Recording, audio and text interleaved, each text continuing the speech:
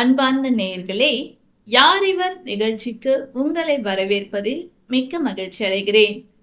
பிரபலமான ஒரு நடிகரையோ அரசியல்வாதியையோ நேரில் பார்க்க, சந்தித்து பேச துடிக்கும் பலரை நாம் அறிந்திருக்கின்றோம். ஒருவேளை தற்செயலாக அவ்விதமான சந்திப்பு கிடைக்குமானால் அவர்களோடு புகைப்படம் எடுப்பதையும் பார்த்திருக்கிறோம்.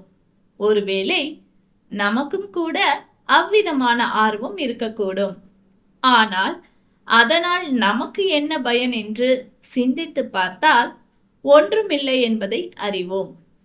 இயேசு கிறிஸ்து இந்த உலகில் வாழ்ந்தபோது மக்கள் அவரை எளிதில் அணுகக்கூடியவராகவும் அவரை பார்க்க விரும்பியவர்களை உடனே சந்திக்கிறவராகவும் இருந்தார். இயேசு கிறிஸ்துவை சந்தித்தவர்களின் வாழ்க்கை உடனே மாற்றப்பட்டது. அவ்விதமாக வாழ்க்கை மாற்றப்பட்ட ஒருவரை குறித்தும், அவரை அறிந்து வாழ்க்கை மாற்றமடைவது எப்படி என்பதை குறித்தும் பரிசுத்த வேதாகமத்திலிருந்து நமக்கு விளக்க வருகிறார் திரு சைமன் அவர்கள். அன்பானவர்களே, உங்கள் அனைவருக்கும் எங்கள் இதயபூர்வமான வாழ்த்துக்களை தெரிவித்துக் கொள்கிறோம். இந்த செய்தியை கேட்கிற யாவரையும் தேவனாய கர்த்தர் தம்மை அவர்களுக்கு வெளிப்படுத்தி ஆசீர்வதிக்க வேண்டும் என்று உங்கள் ஒவ்வொருவருக்காக நாங்கள் வேண்டுதல் செய்கிறோம். அந்த தேவன் உங்களுக்கு தம்மை வெளிப்படுத்தி அவருடைய நன்மைகளை உங்களுக்கு தாராளமாய் தந்தருள்வாராக. மேலை நாடு ஒன்றில் ஒரு புகழ்மிக்க நடிகர், நட்சத்திர நடிகராக இருந்த ஒருவர் யாராவது தன்னை பார்க்க விரும்பினால் ஒரு $2000 கொடுக்கணும். 1 மணி நேரம் அவரை பார்த்து அவரோடு அமர்ந்து உரையாடி கொள்ளலாம் என்ற ஒரு விளம்பரம் செய்திருந்தார். இப்படியாக பல பேர் தங்களை சாதாரண மக்கள் வந்து பார்ப்பதற்கும் தங்களோடு சில காரியங்களை பேசி பழகுவதற்கும் பொதுவாக அனுமதி கொடுப்பதில்லை. காரணம் என்னவென்றால், மக்கள் மத்தியிலே இவர்களை குறித்த ஏதோ விதமான ஒரு எதிர்பார்ப்பு வளர்ந்து விட்டது. சாதாரண மக்கள் தங்கள் நினைத்தபடி இவர்களை அணுக முடியாது. இவர்களும் மக்களை சாதாரணமாக வந்து சந்திப்பதும் கிடையாது. நடிகர்கள் மட்டுமல்ல, அரசியலிலே பல பொறுப்புகளை கொண்டவர்கள், பதவிகள், தற்காலிகமான பதவிகள் இருந்தாலும் அப்படி தற்காலிகமாக பதவி வைக்கிற அரசியல் தலைவர்கள் இன்னும் பிரபலமான பல மனிதர்களை சாதாரணமான மக்கள் போய் பார்க்க வேண்டும் என்று விரும்புவார்கள். நவீன காலத்தை எடுத்துக்கொண்டால், யாராவது முக்கியமான ஒரு நபரை சாதாரணமான ஒரு மனிதன் பார்த்து விட்டால் அவங்களோடு கூட சேர்ந்து புகைப்படம், செல்ஃபி எடுத்துக்கொள்வார்கள். அதை தங்களுக்கு பெரிய ஒரு காரியமாக நினைத்து கொள்வார்கள். இப்படி தங்களுடைய பணத்தை செலவு செய்து, நேரத்தை செலவு செய்து, மெனக்கெட்டு ஒரு நபரை போய் பார்ப்பதாலோ, பணத்தை செலவு செய்து சில நிமிடங்கள் அவரோடு செலவு செய்வதனாலோ தங்களுக்கு என்ன லாபம், இதனாலே கிடைப்பது என்ன என்பதை சிந்தித்து பார்த்தால் மிக நன்றாக இருக்கும்.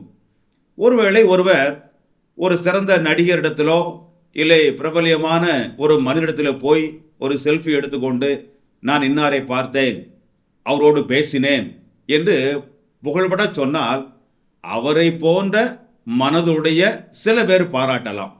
ஆனால் அமர்ந்து ஆழமாக யோசித்து பார்த்தால் இதனால என்ன பயன் என்று கேட்டால் பயன் ஒன்றும் இல்லை. இவருடைய பணம், இவரது நேரம், இவரது முயற்சி எல்லாமே ஏதோ ஒரு வகையில் ஒரு மாயை தோற்றமான ஒரு மன திருப்திக்காக செலவு செய்யப்பட்டது அல்லாமல் வேற எதுவும் கிடையாது. ஒருவேளை உங்களில் யாராவது அப்படிப்பட்ட ஒரு நபரை பார்க்க வேண்டும் என்று சொல்லி அதிகமான பணத்தை நீங்கள் செலவு செய்திருக்கலாம்.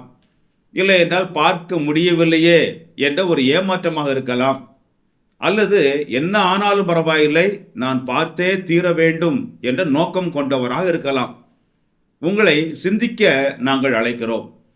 இப்படி நீங்கள் விரும்பி செலவு செய்திருந்தாலோ, செலவு செய்ய வேண்டும் என்று நினைத்திருந்தாலோ அதனுடைய பயன் என்ன என்பதை நீங்கள் சற்று நிதானித்து யோசிக்க வேண்டும் என்று அன்போடு கேட்டுக்கொள்கிறோம்.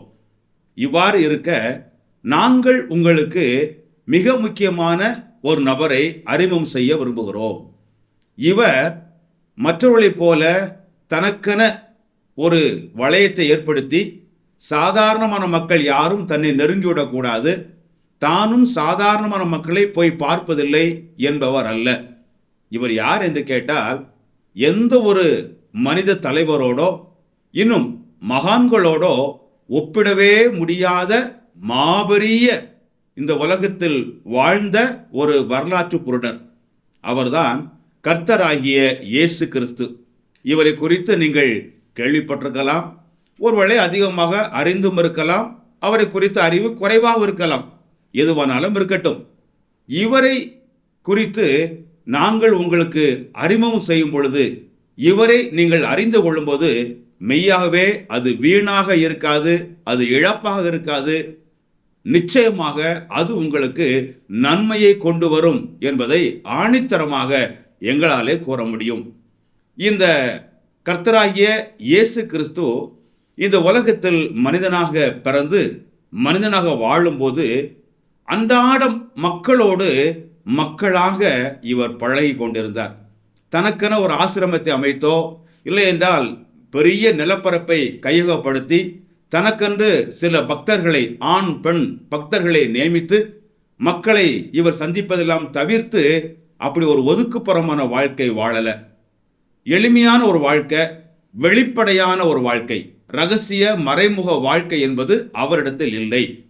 இவர் போய் மக்களை சந்தித்தார். எந்த மனிதராக இருந்தாலும் இவரை வந்து சந்திப்பதற்கு இவரை குறித்த மட்டிலே கதவுகள் எப்போதும் திறந்தே இருந்தது. மக்களுக்காக இவர் வாழ்ந்தார் என்று சொன்னால் மிகையாகாது. இவரும் மக்களை சந்தித்தார், மக்களும் வந்து இவரை சாதாரணமாக சந்தித்தார்கள். அப்படி சந்தித்த ஒரு வாழ்க்கையில என்ன நடந்தது என்பதை உங்களுக்கும் பயனாக இருக்க வேண்டும் என்று பைபிளிலிருந்து ஆதாரமாக உங்களோடு இவைகளை பகிர்ந்து கொள்ள விரும்புகிறோம். லூக்கா என்பவர் தன்னுடைய நற்செய்தி நூலிலே இயேசு கிறிஸ்து போய் சந்தித்த மனிதர்களுடைய வாழ்வில் ஏற்பட்ட மாற்றத்தை எழுதுகிறார். லூக்கா 5ஆம் அதிகாரத்தில் இயேசு கிறிஸ்து ஒரு கடற்கரை பகுதிக்கு போகிறார். ஏராளமான மக்கள் இறை வார்த்தையை அவர் மூலமாய் கேட்க வேண்டும் என்று விரும்பி அவர் இருந்த இடத்திற்கு கூடி வருகிறார்கள். அப்பொழுது அந்த கடலில் 2 படகுகள் நிறுத்தப்பட்டிருக்கிறது. அந்த படவில் ஒன்றில் இவர் ஏறி அமர்ந்து அந்த மக்களோடு பேசுகிறார். அப்படி பேசி முடித்ததுக்கு அப்புறமாக இந்த படவுக்கு சொந்தக்காரர்கள் அங்கே இருக்கிறார்கள். அவர்கள் படவை விட்டு இறங்கி வலைகள் எல்லாம் அலசி கொண்டிருக்கிறார்கள். இது கெனசரேத்து என்கிற கடல் பகுதியாகும். அப்பொழுது அவர் அவளை பார்த்து சொல்றார், பாருங்கள், அவர் போதகம் பண்ணி முடித்த பின்பு சீமோனை நோக்கி, இவருடைய படகு அது, ஆழத்திலே தள்ளி கொண்டு போய் மீன் பிடிக்கும்படி உங்கள் வலைகளை போடுங்கள் என்றார். ஆழமாய் போய் உங்க வலைகளை போடுங்கள் என்று இந்த படவை வைத்திருந்த உரிமையாளராகிய சீமோனிடத்தில் சொல்கிறார். அவர் என்ன பதில் சொல்கிறார்? அதற்கு சீமோன், ஐயரே, ராம் முழுவதும் நாங்கள் பிரயாசப்பட்டும் ஒன்றும் அகப்படவில்லை, ஆயினும் உம்முடைய வார்த்தையின்படியே வலையை போடுகிறேன் என்றார்.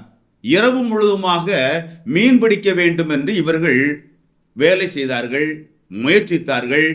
கண் விழிப்பு எல்லாம் வீணாய் போனது, முயற்சி எல்லாம் தோல்வியானது, அனுபவம் எல்லாம் சூன்யமாகிவிட்டது. இப்பொழுது இவர்கள் ஒரு ஏமாற்றத்தோடு இருக்கிறார்கள். உழைத்த உழைப்பிற்கு பலன் இல்லையே. எங்களை கவனிக்கிற அருமையானவர்களே, ஒருவேளை தங்களுடைய வாழ்விலோ தங்கள் குடும்பத்தில் ஒருவருடைய வாழ்விலோ இதே காரியம் நடந்திருக்கக்கூடும். அனுபவம் இருக்கிறது, தொழில் இருக்கிறது, ஆனால் உழைத்த உழைப்புக்கு ஏற்ற வருமானம் இல்லை. எல்லா முயற்சியிலும் தோல்விதான் எஞ்சி இருக்கிறது என்ற நிலை காணப்படலாம். இங்கே அப்படித்தான் சொல்கிறார்கள். ராத்திரி முழுவதும் நாங்கள் மீன் பிடிப்பதற்காக வலைகளை வீசி நாங்கள் உழைத்தோம், பிரயாசப்பட்டோம், ஆனால் கொஞ்சம் என்று சொல்லவில்லை, ஒன்று கூட கிடைக்கவில்லை. ஆக முற்றிலுமான ஏமாற்றம், முழுமையான வெறுமை. அவர்களை சந்தித்த இயேசு கிறிஸ்து சொல்லுகிறார், அந்தப்படியே அவர்கள் செய்து தங்கள் வலை கிழிந்து போகத்தக்கதாக மிகுதியான மீன்களை பிடித்தார்கள். இயேசு கிறிஸ்து போய் சந்தித்ததினாலே, அவரது வார்த்தைக்கு இவர்கள் இணங்கி கீழ்ப்படிந்ததினாலே இவர் சொன்னபடியே அதே இடத்திலே வலைகளை ஆழமாக போடுகிறார்கள். இப்பொழுது அதிகமான மீன்களை, அந்த வலைகளே கிழிந்து போகக்கூடிய அளவிற்கு மீன்களை பெற்றுக்கொண்டார்கள். இப்போ யோசிச்சு பாருங்க, இவர் போய் ஒருவரை சந்திச்சதுனால அவங்க வாழ்க்கையில எவ்வளவு மகிழ்ச்சி, எவ்வளவு ஒரு மாற்றம். ஏன் உங்கள் வாழ்க்கையிலும் அப்படி நடக்கக்கூடாது? ஒருவேளை உங்களுடைய வேலையினாலோ உழைப்பினாலோ உங்களுடைய தொழில் வியாபாரத்தினாலோ ஏற்ற ஒரு ஆதாயம் இல்லாமல் ஒரு வறுமையான ஒரு நிலைமை, இல்லை என்றால் வறுமை தாண்டவமாடுகிறது, இப்படிப்பட்ட நிலை இருக்கும் பொழுது அன்றைக்கு அவர்கள் வாழ்க்கையில மகிழ்ச்சியை கொடுத்த இயேசு கிறிஸ்து உங்கள் வாழ்க்கையிலும் ஏன் செய்ய முடியாது? அவராலே முடியும். இது இயேசு கிறிஸ்து போய் சந்தித்த ஒருவருடைய வாழ்க்கையில நடந்த ஒரு மாற்றம். இதே போல இயேசு கிறிஸ்துவை சந்தித்த மற்றொரு மனிதர், ஒரு மாற்றுத்திறனாளி, அவருடைய வாழ்வில் நடந்த விஷயத்தையும் நாங்கள் உங்களுக்கு அறிவிக்கிறோம். இந்த லூக்கா 18ஆம் அதிகாரத்தில் ஒரு மனிதனுடைய வாழ்க்கை இயேசு கிறிஸ்துவை சந்தித்ததினாலே எப்படி மாறிற்று. 35ஆம் வசனத்தில் இயேசு கிறிஸ்து எரிகோ என்கிற இடத்திற்கு சமீபமாக வந்து கொண்டிருக்கிறார். ஏராளமான ஜனங்கள் அவரை பின்தொடர்கிறார்கள், அவரை பார்க்க வந்திருக்கிறார்கள். அப்பொழுது அந்த இடத்தில் ஒரு குருடன் வழி அருகே உட்கார்ந்து பிச்சை கேட்டு கொண்டிருந்தான். இயேசு கிறிஸ்து வரும்பொழுது ஏராளமான மக்கள் வருகிறார்கள். கண் பார்வை இல்லாத ஒரு மனிதன் பாதை அருகே அமர்ந்திருந்து வருவோர் போவோர் இடத்துல பிச்சை கேட்டு கொண்டிருக்கிறார். இவருடைய நிலைமை அதுதான். இவருக்கு தன்னை சார்ந்து வாழ முடியாது. பிறர் தங்களுடைய கரங்களை திறந்து ஏதாவது இவருக்கு நன்கொடையாக கொடுத்தால்தான் வாழ முடியும். கண்களாலே பார்க்க இயலாது. பாருங்கள், எவ்வளவு ஒரு துயரமான வாழ்வு இவருக்கு. தன்னாலே எதுவும் செய்ய முடியாது.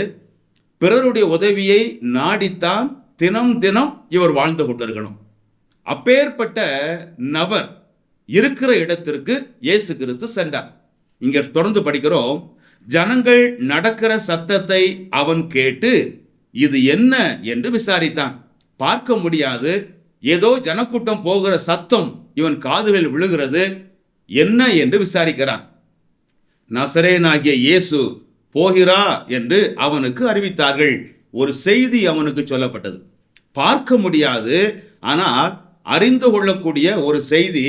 இந்த சத்தத்திற்கு காரணம் நசரேயனாகிய இயேசு, கர்த்தராகிய இயேசு கிறிஸ்து போகிறார் என்று சொன்னார்கள்.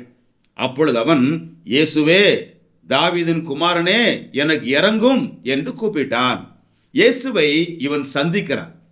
கேள்விப்பட்ட உடனே ஆண்டவராகிய இயேசு கிறிஸ்துவை பார்த்து, எனக்கு கருணை காட்டும், என் மீது இரக்கம் வையும் என்று அவரை நோக்கி இவன் கூப்பிட ஆரம்பித்தான். அப்பொழுது நடக்கிறவர்கள் இவன் பேசாமல் இருக்கும்படி இவனை அதட்டினார்கள், அல்லது அமைதலாயிரு என்று அமைதலைப்படுத்துகிறார்கள். ஆனால் அவனோ, தாவீதின் குமாரனே, எனக்கு இறங்கும் என்று மிகவும் அதிகமாய் கூப்பிட்டான். இயேசு கிறிஸ்துவை சந்தித்த இம்மனிதனுடைய செயலை சற்று யோசித்து பாருங்கள். இவரை இவனால் பார்க்க முடியாது. ஏதோ வகையில் இவன் கேள்விப்பட்டிருக்க கூடும். ஆகவே அவரிடத்தில் தனக்கு இரக்கம் காண்பிக்க வேண்டும், தனக்கு ஒரு தயவு அவர் செய்ய வேண்டும் என்று கருணைக்காக வெஞ்சுகிறான். மக்கள் தடுக்கிறார்கள். எவ்வளவு தடுத்தாலும் அதையும் மிஞ்சி இவன் குரல் மேலோங்குகிறது. அப்பொழுது இயேசு செய்த காரியத்தை பாருங்கள்.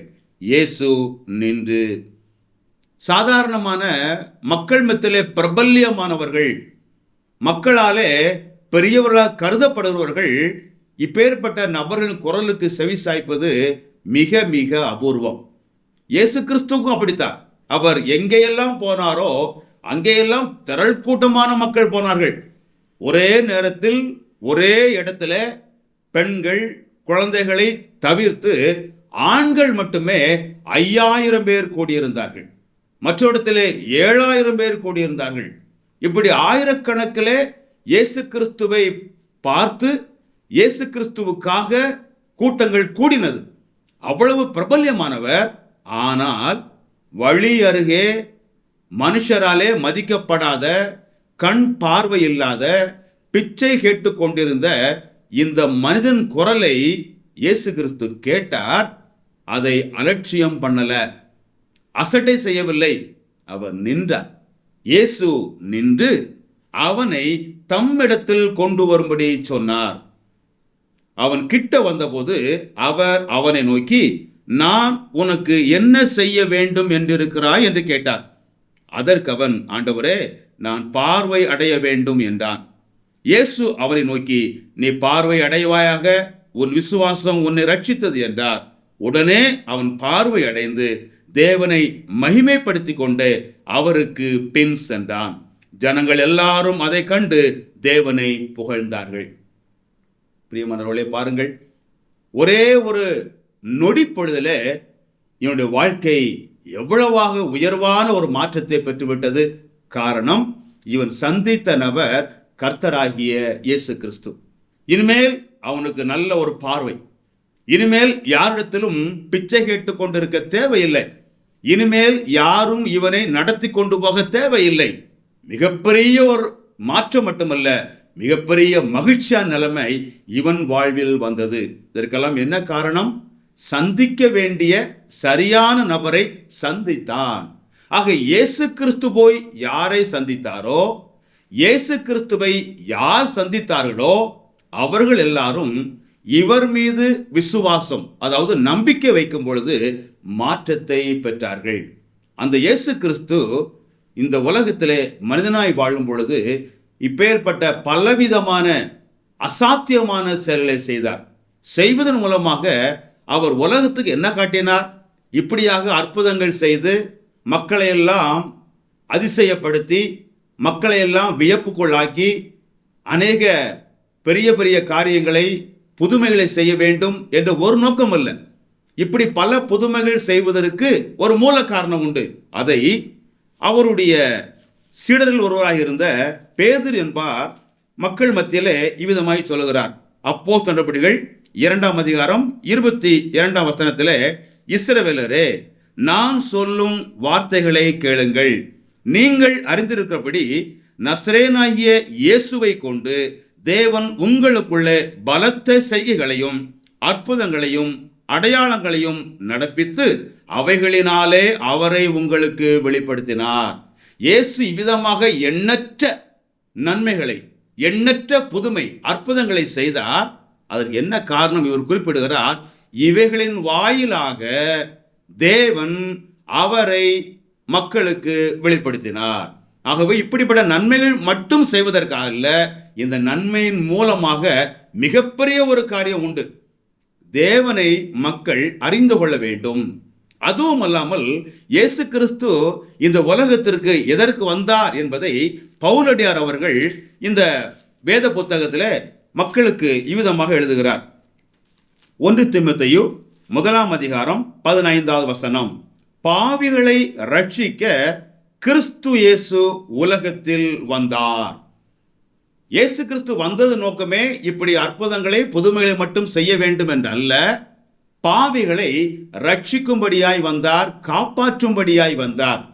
அப்போ யாரெல்லாம் இந்த இயேசு கிறிஸ்துவை அன்றைக்கு சந்தித்தார்களோ, இயேசு கிறிஸ்து போய் யாரையெல்லாம் சந்தித்தாரோ அவர்கள் அனைவருடைய வாழ்க்கையிலும் விசுவாசித்ததின் வாயிலாய் பல நன்மைகளை பெற்றார்கள். வாழ்க்கை மாற்றம் அடைந்தது.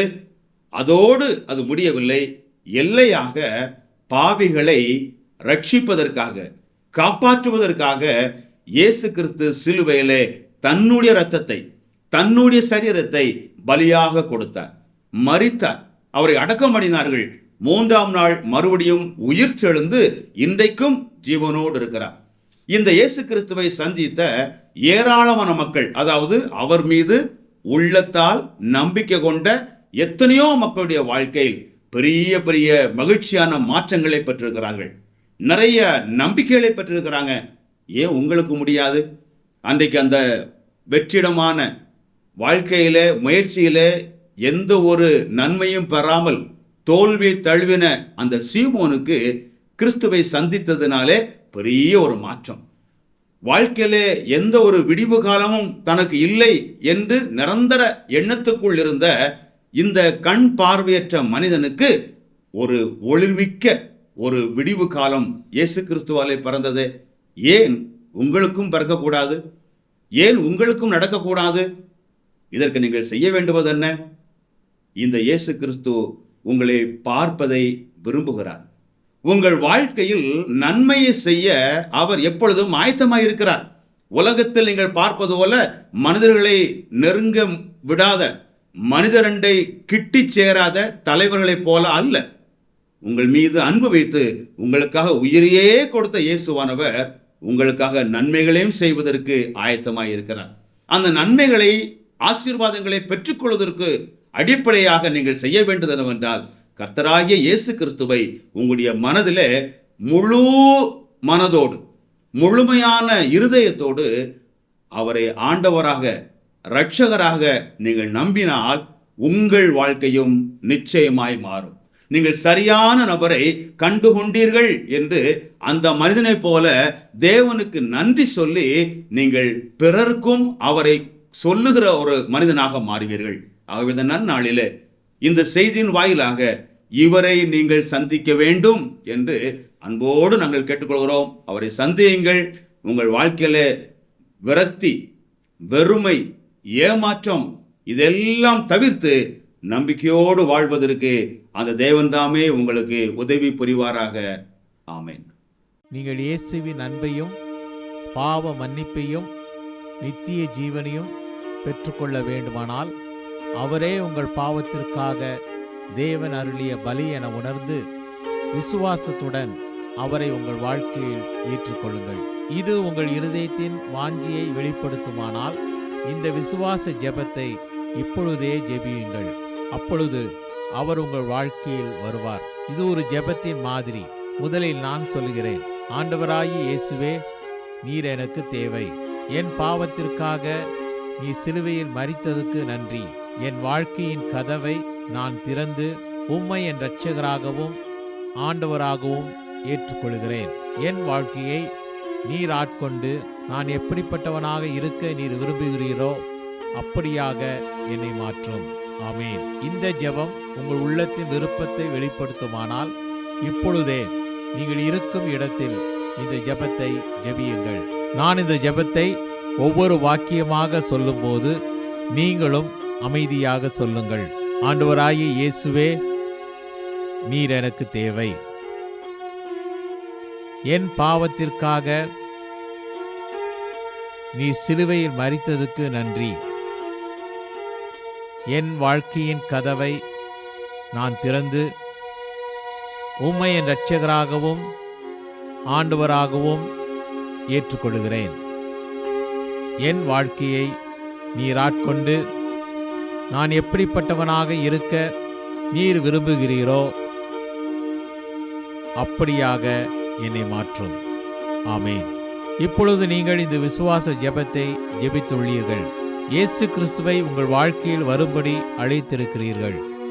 அவரை வேண்டிக் கொள்ளும்போது அவர் வருவதாக வாக்களித்துள்ளதால் அவர் வாக்களித்தபடியே வந்துள்ளார் என்பதை நிச்சயமாய் அறிந்து கொள்ளுங்கள்.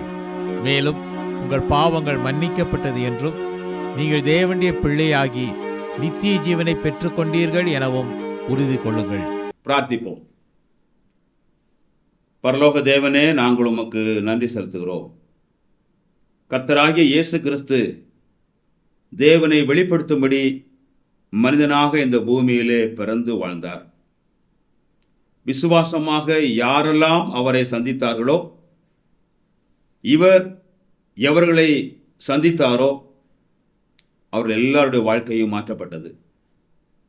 அற்புதங்களை செய்ய வேண்டும் என்று மாத்திரமல்ல, இதன் மூலமாக தேவனை வெளிப்படுத்தி பாவிகளை ரட்சிக்கும்படியாக இயேசு கிறிஸ்து உலகத்தில் வந்தார் என்று வேதம் சொல்கிறபடியே இந்த நிகழ்ச்சியை கேட்ட ஒவ்வொரு உள்ளத்திலும் நீர் உம்மை அவர்களுக்கு வெளிப்படுத்தும். இயேசு கிறிஸ்துவை சந்தித்து அவர் மீது நம்பிக்கை வைத்த எல்லாருடைய வாழ்க்கையிலும் நன்மை கிடைத்தது, மாற்றம் வந்தது, ஆசீர்வாதம் வந்தது.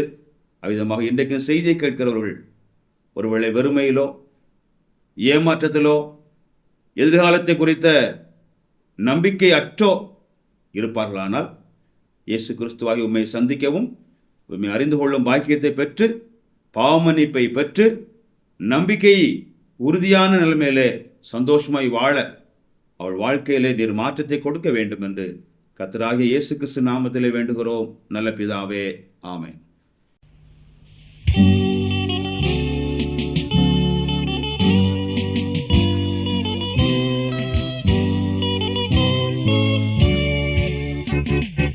அர்த்தமுள்ள வாழ்க்கை, மன அமைதி தங்கும்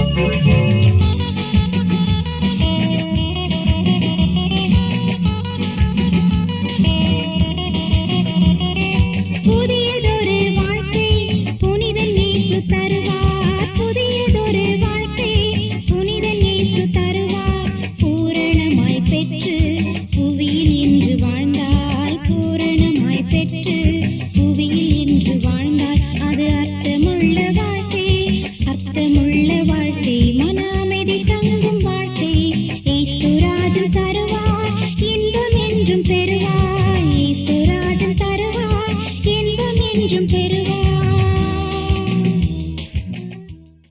கண் பார்வை இல்லாத ஒரு மனிதன் இயேசு வருகிறதை அறிந்து உதவி செய்யும்படி கூக்குரலிட்ட போது இயேசு அவனை அழைத்து அவனுடைய குறையை போக்கி அவனுக்கு வாழ்க்கை மாற்றத்தை கொடுத்தார் என்று கேட்டோம்.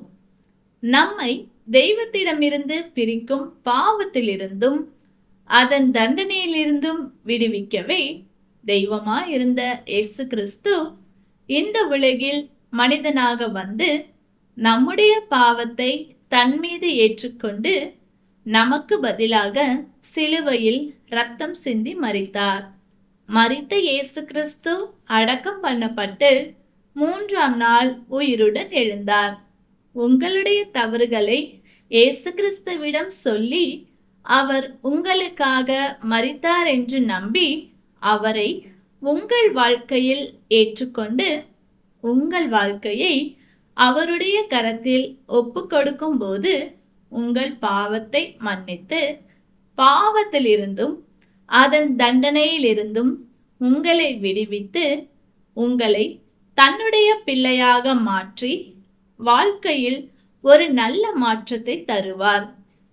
இந்த ஆண்டவராகிய இயேசு கிறிஸ்துவை ஏற்றுக்கொண்டு வாழ்க்கை மாற்றத்தை பெற்றுக்கொள்ள விரும்புகிறீர்களா? உங்களுக்கு ஆலோசனை கூறவும் உங்களுக்காக ஜெபிக்கவும் ஆவலாய் இருக்கிறோம். இந்த நிகழ்ச்சியை குறித்த உங்கள் கருத்துக்களையும் கேள்விகளையும் எங்களுக்கு தெரியப்படுத்துங்கள். எங்கள் முகவரி: ஒளியும் வாழ்வும் இயக்கம், C26, ஜெய்நகர், திருவெரும்பூர், திருச்சிராப்பள்ளி 620013. அலைபேசி எண் 7598137441 மற்றும் 9487007441. Email ID tv@lala.org.in. அடுத்த வாரமும் இதே நேரத்தில் மற்றுமொரு யார் இவர் நிகழ்ச்சியை காண தவறாதீர்கள். இவ்வளவு நேரம் இந்நிகழ்ச்சியை கண்டு கழித்தமைக்கு நன்றி. இயேசு கிறிஸ்து கொடுக்கும் வாழ்க்கை மாற்றத்தால் கிடைக்கும் மகிழ்ச்சி உங்கள் உள்ளங்களையும் இல்லங்களையும் நிரப்புவதாக. ஒளியும் வாழ்வும் இயக்கம் சார்பாக உங்களுக்கு எங்கள் வாழ்த்துக்கள். வணக்கம்.